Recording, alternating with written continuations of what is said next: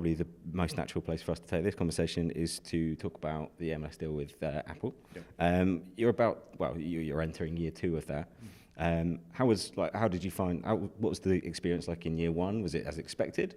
And what can we expect to see changing as the deal evolves and the relationship evolves, I guess? Yeah, I guess there's 2 ways to answer year 1, right? Year 1, the first answer is it blew the doors off any projections we had, expectations we had. We were so far ahead of our targets at the middle of the year last year, and we were really, really pleased. And then Messi showed up, and that really just sort of supercharged everything. We ended up, double where we thought we'd be from a subscriber standpoint. The viewership, millions of people tuning into our biggest games. It was a huge, huge success for us. The product looked excellent, the picture quality, all of those things. So we're really pleased. Our owners were pleased. Apple was pleased, which is always important when you're in a partnership. So really, really successful. The other way to answer it is it was a lot of work.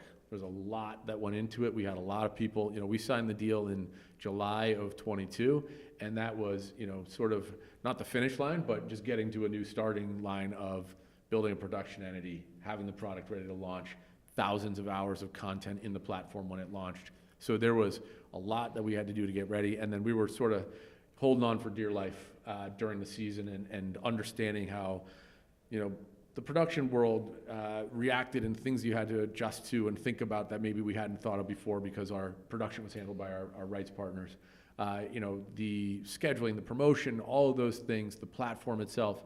And, we've learned a lot, and this year has been a really good progression for us to be way more in front of things, understand where the challenges might be, where the opportunities are, where the successes will be. So it's been a really good learning curve for us. We're super psyched about year 2, and we're off to an even bigger start than we were last year. And what are some of those opportunities that you mentioned there? What are they that you're looking to tap into this time around, having kind of maybe set your feet in that first year? Yeah, I think first of all, we're on the production side. We're looking at new ways that we can add a whole bunch of new, whether it's features or programming changes. We've tweaked our announcers, right? Who the talent are, things like that from a production standpoint. But then a lot of things about how we talk to fans, how we target fans. We're getting much smarter with that, and we have better data to work against to make sure that we're really focused with our messaging. Awareness is something we're really, really focused on because you would think, in our industry, of course everyone knows Apple and Season Pass, but there's still a lot of people out there that we have to get to explain that this is a thing and this is something that they should be part of. And I think understanding that you can't always just walk in and hit someone right over the head with a subscription message versus, hey, MLS is here, and MLS is really cool to watch, and it's got the biggest players in the world, and it's a really valuable product. Giving people the reason to watch and then walking them into the sale of the subscription, that's some of the nuance that we're focused on this year, is how we focus on awareness, focus on subscriptions, but really what's powering all that is why watch? And it's because it's the most exciting soccer in the world. And some of those techniques, is that, say, a weekend of free streaming, all games access, that kind of thing? Yeah, absolutely. So in the past, what we did is we had a whole bunch of games free every single weekend. We've consolidated that. So on a regular weekend, there's less free games.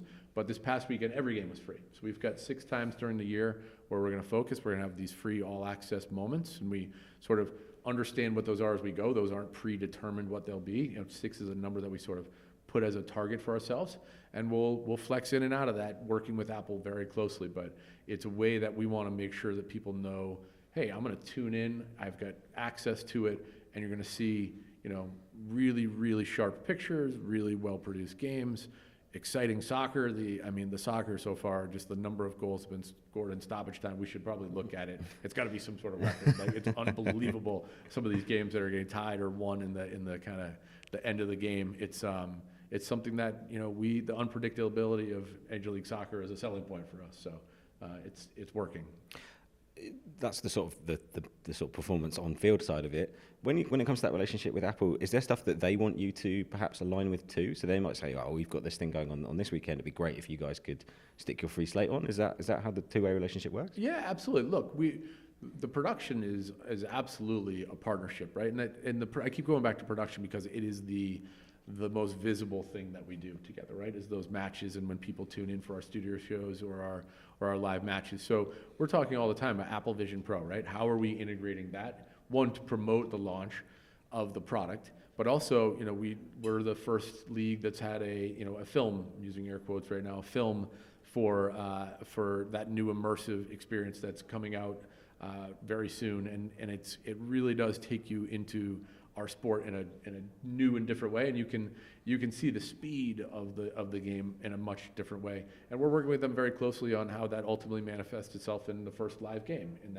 that experience. Which I'm not sure if you've done it yet, if you've been able to put a headset on. But not yet. It is their ability to use technology to there's other immersive headsets and they're really good, and my kids use them, but this one takes you deeper where you really become encased in these experiences and you're transported to another place, like you're watching Major League Soccer in a movie theater and you can move rows. You want to sit in the front row or the back row or the left side or the right side, and it's a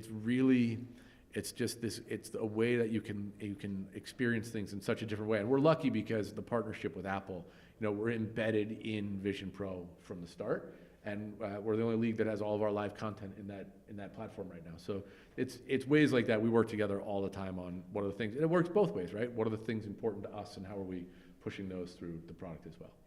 Is there anything that you can kind of give us a little hint on that we might be seeing in that Vision Pro field with MLS content coming out soon? Yeah, look, I think the live game is the thing that's really kind of the goal that we're trying to work to. There's a lot of testing happening. They're at our matches all the time.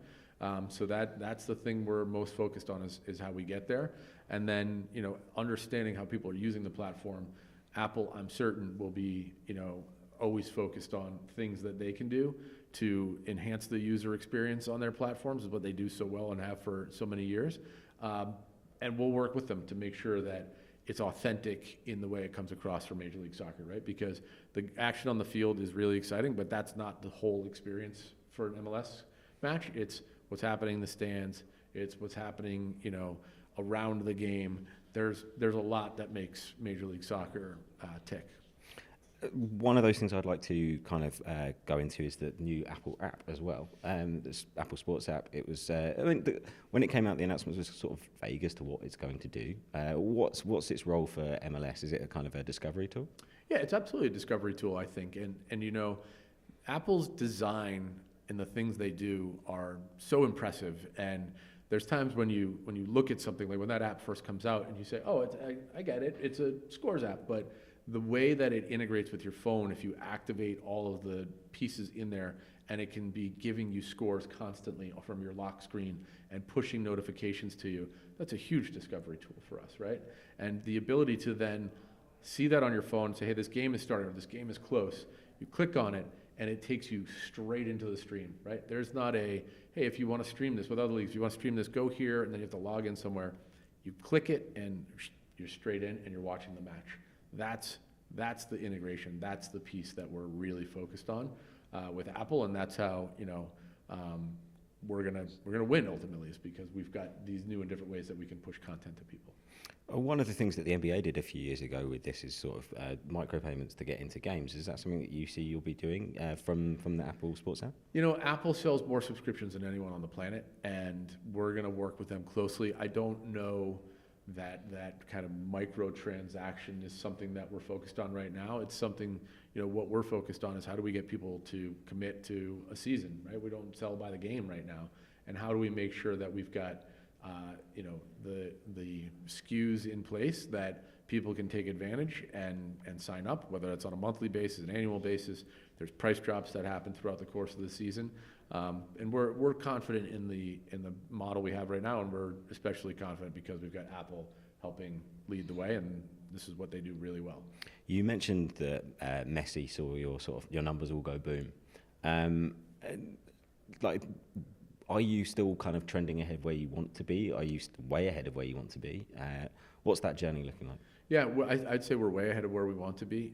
This time last year, we were where we are right now compared to last year at this point in the season. We're exponentially ahead of where we were, and that's natural because there's more people that we're able to rollover, in renewals, but the interest is absolutely grown, right? The Messi effect helps drive interest not only with subscribers, but people who want to partner with us to help drive subscriptions, and it's showing up in all the other metrics too, as far as ticket sales, consumer products, and the good news is it's got a ripple effect that it's not just the Miami games that are showing the success and the growth, it's all the games. Our season start from a viewership standpoint and an attendance standpoint was much higher than it has been in the past, and it's in places where, we've had clubs that in the past might have had 10,000 people at their home opener, and now they have 30,000 people at their home opener. And that's not messy there. It's just the interest and the way we're presenting and thinking about how to market the sport is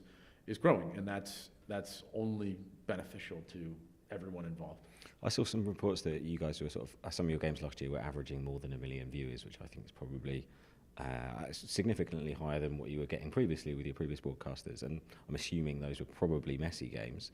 Is there a concern that you're creating a bit of a two-tier league in terms of interest? I know you mentioned it there. There's a bit of a filter down, but if you've got such high numbers for one thing, if that one thing isn't there anymore, is that a problem? Look, our jobs and our responsibility is with this opportunity with Messi being here is how do we take people who come because they're interested in Messi or curious about Messi and convert them, right? We want people to come and say, hey, you know what? I showed up at an event, or I tuned into an event because I wanted to see Messi, but wow, that game was really exciting and had a lot of goals and a lot of late action, or that fan experience was great and I had a great time with my friends or with my family. That's what we need to do, right? We've got the greatest player ever played the game, and there's a responsibility on our part to make sure that we take advantage of that, because that nothing lasts forever, right? So what we want to do is make sure that we continue to use moments like having Messi in the league, all the international and global events that are coming to the United States, Canada, and Mexico, and really use those as catalysts for even more growth, right? The idea of it's not, is this what's going to put soccer on the map? Soccer is way on the map in the United States, right? And the growth that we've seen, the investment from Apple, the investment from our sponsors, Adidas, et cetera, like we're here, right? It's not a conversation anymore. Now the conversation needs to be, how big is the potential growth? And we think it's limitless. With the 2026 World Cup coming up, are you guys already planning for how you're going to take advantage of that? Oh yes. There's a lot of work being done on what does 2026 look like. We're working at the league level. We're working with our clubs, working with venues. There's a lot of conversations that are happening because it is such an important moment for the league, right? This is, we talk about it as an injection of rocket fuel, right? And it's not a destination for us. It's how do we take all the growth we have now and just use that to exponentially grow what we do. And we're confident that we've got the right people and we'll have the right plan in place to make sure that we take advantage of that. One final question before I let you disappear. You're the first real big sports property to take all of your rights, everything, global, local, domestic, put it all into one platform. Have you had other leagues, other rights holders coming up to you and asking, what's that been like? Have you ever had people now more interested in that model than perhaps they were before? Yeah, I've had a lot of conversations with people at the rights level, at the media level, like a media partner level, just trying to understand it. And there's a lot of conversation around the decoupling of local rights, right? And how you can aggregate those. And it's, as I said earlier today, we have the benefit of being a single entity. So we have a little bit of a different ability to talk about and institute rule changes that affect rights and things like that. So there's a piece of that, but it also took, us seeing this coming and talking to people 5 years before it happened to really affect that change and convince people, and our owners, who are terrific because they invest and they, more importantly, have the vision to see where that investment should go, were supportive. And we had a core group of owners that helped us from a media committee standpoint. And when we started talking about this, they were all in, and everyone was all in. It was a unanimous decision that this was the right path. So we're getting a lot of people asking us how it works and how it's working. And we've got nothing but good things to say about how it's working. Again, I think I said earlier, we're very, very bullish on the future. But it is something that takes a lot of work and a lot of coordination. All right, Seth, thank you very much. Thank you very much.